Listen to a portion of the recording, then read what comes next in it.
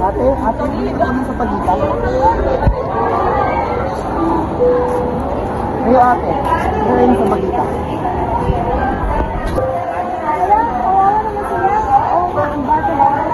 Tulungan kayo natin.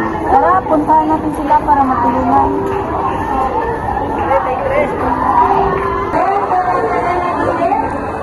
Okay lang ba kayong dalawa?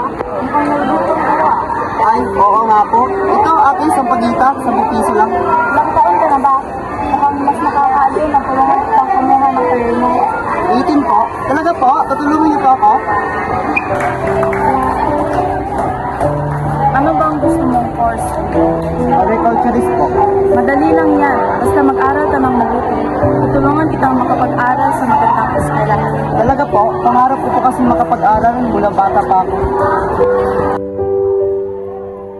Goodness gracious! Ikaw yung nag-shopping! You want to walk off stealing on CCTV! Oh my god, no way! I cannot take this anymore, no way! Anong pinagsasabi ni kriminal? Hindi siya kriminal.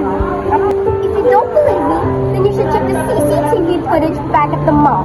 Then you'll see. Anong pinagsasabi ng CCTV na yan? It's a CCTV! Guys! A CCTV! Catch the TV!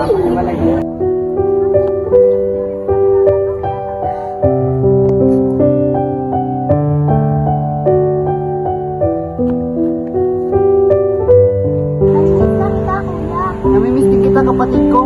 Oh, magandang araw sa inyo ma'am. Nagagala kong makita kayo. Ako din, nagagalak akong makita ka. Basta, huwag mo lang ulitin ang pagnanakaw mo. Talaga po, maraming salamat po. Oo, at paaaralin din kita upang matupad ang iyong pangarap na maging ganap na isang agriculturist. Maraming salamat po.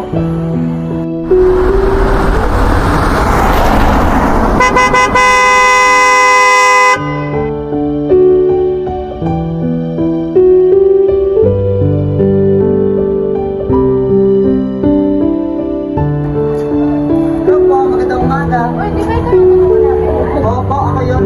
Nasaan po si Hazel? Gustong sana siya makita. Doon sa loob na, basta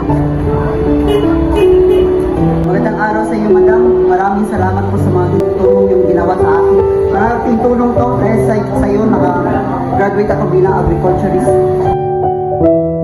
Wala, nasaan na yung kapatid ko? Gusto ko siyang makita.